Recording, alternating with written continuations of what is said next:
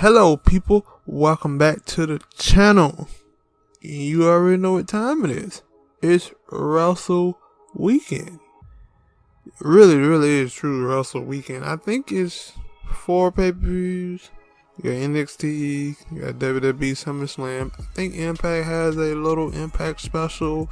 And I think Ring of Honor have a pay-per-view too. Now the latter are obviously 2 pay-per-views I may not cover, because it's going to be on a Friday, and I haven't seen no card or anything like that, so I don't know. But we're going to get into the NXT TakeOver 36. Is NXT actually 36 years old? I ain't gonna lie, I ain't started out watching NXT like that. Like the glory days, I wasn't there for those. So I think I was on the back half when Bailey and Sasha and all of them. But in a way, they have a pay-per-view. And they're going to be having some changes after this pay-per-view. I guess that's going to be a wonder to see. But they have in total, 1, 2, 3, 4, 5. I'd like to count down. 5 matches. We're going to get into them. And actually, I have to say, 4 out of the 5 are all championship matches. In one hell of a grudge match, so we'll take it. And they did a tag team match on Wednesday, which I think was stupid, but we're gonna get into it. First match on the card, probably gonna be the last match, but just due to the significance and how long it possibly may be, we have Adam Cole versus Adam Cole versus Kyle O'Reilly in a 2 out of 3 falls match. The first fall, basically the first fall had to be they win by pin or submission. Second fall, they're going to be a street fight. And then if they go to a third fall, which they will, because this is wrestling, they will be in a steel cage match. Now, I ain't gonna lie, I used to like making these matches on the WWE video games. I don't think they put them on there now. Hopefully with this match being made, they put them in the future WWE 2K games. And I just hope the future WWE 2K games are better, first of all. But I think Adam Cole lost the first fight and then came back and won the last one. Due to the fact that he may be either A, leaving and going to a different company, or B, he will lose because he's going to the main roster. Either way, I have Adam Cole losing. I would actually be shocked if he wins, but I'm picking Kyle O'Reilly. I'm picking Kyle O'Reilly, even though it seemed like his buzz that he had before has kind of died down a little bit, just a little, just a tiny little bit. But I think that, and if you've been paying attention to all the NXT buzz, I don't really know where any of these two go in NXT or the WWE. Furthermore, because this man is going towards the bigger body guys, dudes who are without a doubt superstars, or at least a star, because he don't want superstars, he don't want megastars, because he can't control them. But yeah, I got Kyle O'Reilly. I think he'll take the first fall, and I think Adam Cole will take the second fall, and then of course Kyle O'Reilly will take the third fall, making him the winner of this match. And we'll really have to see where they go from this, because NXT is going through some changes. But next match is a $1 million championship match. I'm gonna say it. I think their last pay-per-view they had, I thought their latter match was going to be a good match. It wasn't. I was highly disappointed because I like LA Knight. LA Knight, formerly known as Eli Drake, and Cameron Grimes, formerly known as Trevor Noah. No, not Trevor Noah. Trevor Lee. What the hell I'm talking about? That's the dude to be on Comedy Central talking about politics and stuff. Of course, they have a stipulation for this match. If Grimes loses, WWE Hall of Famer $1 million Ted DiBiase, I don't want to say it because I messed up last time, will be forced to be a butler for LA Knight. I ain't gonna lie. I want LA Knight to win. I want to see it happen. They probably won't. Again, yeah, I'm picking LA Knight. Cause actually the little things they've been doing with him and Cameron Grimes have actually been fun. And you can also potentially make this a tag team if you want it. With LA Knight and Cameron Grimes, and then you have Ted DiBiase as their manager or something like that. It could be a good tag team. It'd be dope. And maybe, I don't know. And again, Eli Drake, that is his other name. LA Knight. I don't know if Vince McMahon would see him as a guy. He's a good talker. He got a good build. But they got to get him in the main roster now because he's older. And that's actually one of the things that Vince McMahon does not want. He does not want older guys. All these guys who is in their 30s, so maybe they'll give Cameron Grimes this because he's on the latter side of 30. I'm just going off of what NXT, the WWE, and they new changes are going to be. But the thing is, I think that Elias is a good wrestler, good talker. Well, he an okay wrestler. I think him and LA Knight may be on the same pedestal towards the wrestling, but on the mic skills, they are two of the best in the WWE. That does nothing with Elias. Now they may be doing something with him now with the promos and stuff. Finally, they give him a chance to do and show how good he can be. But yeah, I'm picking LA Knight in this match. I'm taking too long. I don't want this video to be that long. So yes, we're gonna go to the end. Don't worry, because the next match, I know nothing about these people too much. You have the NXT UK Championship Match between Walter, the reigning, defending, he should be defending like 1,000 things, versus Ilya Dragunov. I probably butchered his first name. I'm sorry, but I know how to say Dragunov.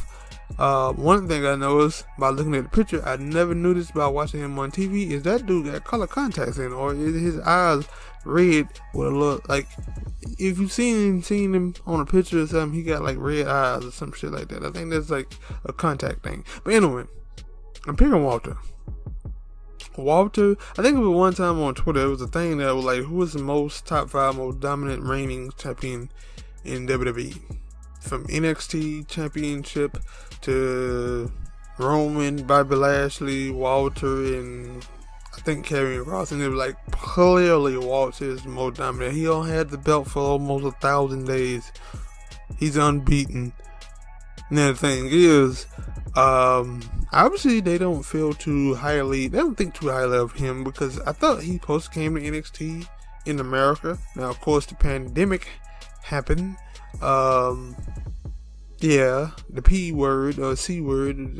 For some reason, I heard people say that you can't sit it on the tube no more, which is stupid. But it's out there. What the hell you? All right, we ain't gonna get into that. But it's just stupid. Anyway, I meant to mention that. This is the wrong time to mention. I know I've been trying. There's a lot of news out there. There's a lot of other stuff out there that sometimes I don't click on. I don't read it. I only have an interest in talking about it, so that's why you see me talking more about wrestling stuff. Because some of the stuff is I'm interested in, not all of it, of course. You got what coaching and other things like that, but I don't know too much about Walter and Dragunov. Only thing I know about is Walter is a bad monk, and I think they used him last couple times because he had a match against Tommaso Ciampa. He beat the hell out of Ciampa. I'm pretty sure he's going to beat the hell out of this dude too. And he's going to retain his title. But I just had to get all that out because I do be... It ain't that I'm slacking. It's just, like I said, I don't have nothing to talk about. Or read. Yeah. I have nothing to talk about. This is me talking and ranting about... Not ranting. I haven't ranted yet. But anyway.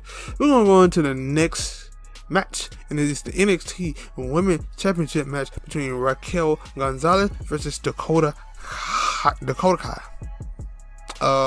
This is not Dakota Kai first. It won't be her last. Now Dakota Kai also may be moving up in the main roster. Gonna be really interesting to see how that works out for her. Raquel, you would say, going back to NXT old days, the backbone of the NXT was the women division and the men's world heavyweight title division. Well, nowadays the men division is limited, and also it's the women. That's the reason. But the reason it is because the WWE, or should I say, the main roster has been hoarding a lot of their talent. I see they brought back Mandy Rose. We'll see how that works out. She probably shouldn't have been catapulted to the main roster anyway. Same thing for Sonya Deville, some other wrestlers. But I really thought they should have kept Toni Storm there. It could have helped out. But anyways, they made the decision to also cut a lot of people. So they had to make room. They had to put some people in there. But I think this would be a good feud. Hopefully this would be a long-standing feud, because Raquel needs a feud like this, especially with Io Shirai doing the tag team thing right now, and Ember Moon is not really she contended, but she ain't really a feud. Like, she had a time in NXT, but that was the old Ember Moon. This is the new Ember Moon, and yeah, I ain't there. But I think Raquel, sorry, I just popped my knuckle. Raquel should win this match, and I would be surprised if she doesn't. Of course, Dakota Kai, if she does win, she will cheat.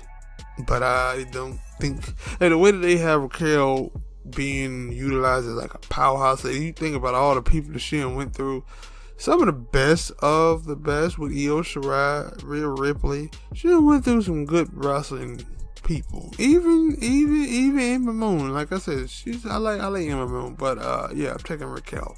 And we're going on to the final match, the next match, and it'll be the NXT Championship match between Karrion Kross and the returning, I messed that up, and the returning Samoa Machine. Nope, shit. Do it back over. The returning Samoan Submission Machine, Samoa Joe. I got it right. I'm picking Samoa Joe. That's the reason why they brought him back. I was really mad that he kind of signed back, but then at the same time, I understand it. You know, he maybe didn't want to go to AEW, or he didn't want to have to go back to Impact Wrestling. I understand it. You know, not everybody can.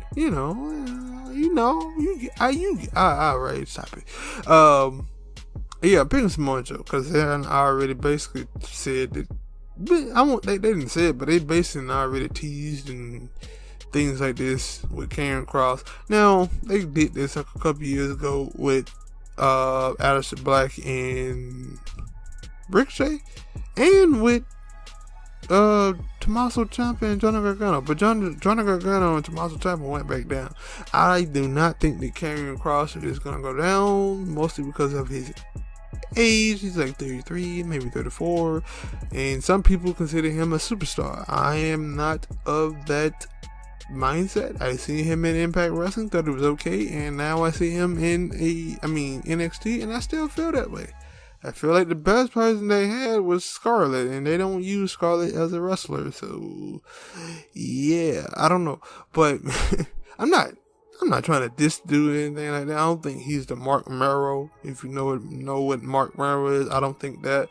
But I don't think as highly as everybody else does. But yes, I think this Samoa Joe will win. It's a possibility. I think he will win. And they don't really need it. Like I said, they need Karrion Kross down there in NXT, because they really don't have too many other guys. Main event worthy, but we'll see. But that'll be all for the show. That'll be all for the prediction show. Hopefully this video wasn't that long, especially compared to the SummerSlam video. See y'all in the next one, or especially see you in the next prediction episode of WWE SummerSlam. Peace out.